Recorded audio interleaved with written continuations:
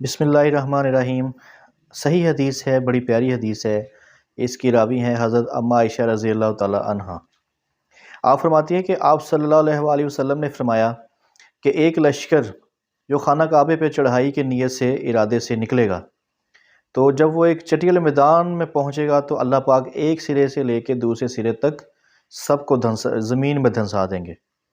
تو حضرت اما عائشہ رضی اللہ تعالیٰ عنہا فرماتی ہیں کہ یا رسول اللہ صلی اللہ علیہ وآلہ وسلم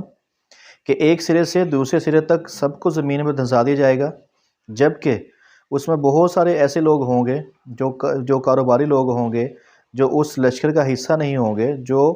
بے گناہ یا عام لوگ ہوں گے۔ تو آپ صلی اللہ علیہ وسلم نے پھر فرمایا کہ ایک سرے سے لے کے دوسرے سرے تک سب کو زمین میں دھنسا دیا جائے گا، پھر دوبارہ ان کو سب کو یہ سب لوگ اپنی نیتوں پر اٹھائے جائیں گے۔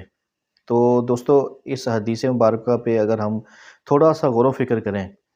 کہ آپ صلی اللہ علیہ وسلم فرمایا کہ وہ جتنے لوگ ہیں ایک تو سب کو دھنسا دیا جائے گا زمین میں، اور پھر وہ دوبارہ جب اٹھائے جائیں گے تو اپنی اپنی نیت کے مطابق اٹھائے جائیں گے۔ اس سے ایک چیز یہ جو حدیث مبارکہ یہ بہت پرفیکٹلی جو آج ہمارا معاشرہ ہے، جس معاشرے میں ہم رہ رہے ہیں، جو فتن دور ہے، بڑی پرفیکٹلی جو ہے اس پہ فٹ ہوتی ہے۔ کیسے فٹ ہوتی ہے کہ اب اس دور میں جہاں پہ ہم زندگی بسر کر رہے ہیں، ایک تو آئے دن فتنہ، اور فتنے ایسے ہیں جیسے بارش کے قطروں کی طرح فتنے آ رہے ہیں،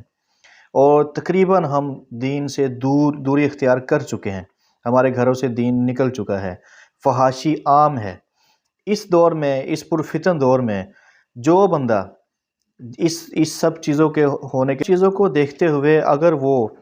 اپنی زندگی میں جو ہے وہ مزے کے ساتھ مگن ہے، اپنی زندگی میں مصروف ہے، اور یہ چیزیں اس پہ جو ہے وہ کوئی اثر انداز نہیں ہو رہی، یا وہ ان پہ غور نہیں کر رہا، یا وہ اس پہ فکر نہیں کر رہا،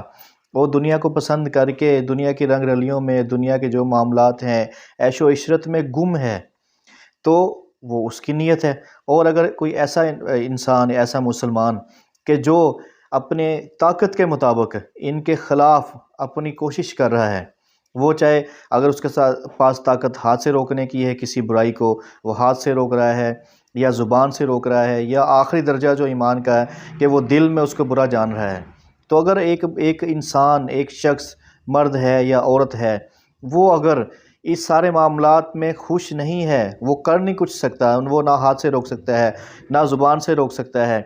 دل میں برا جان سکتا ہے، لیکن اگر وہ دل میں برا جانتا ہے،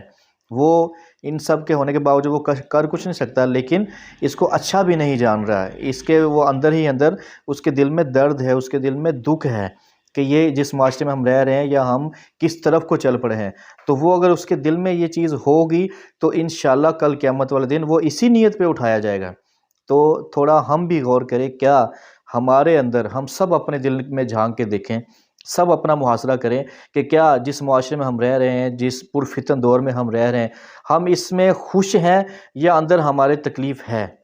تو اس پہ غور کیجیے۔ السلام علیکم۔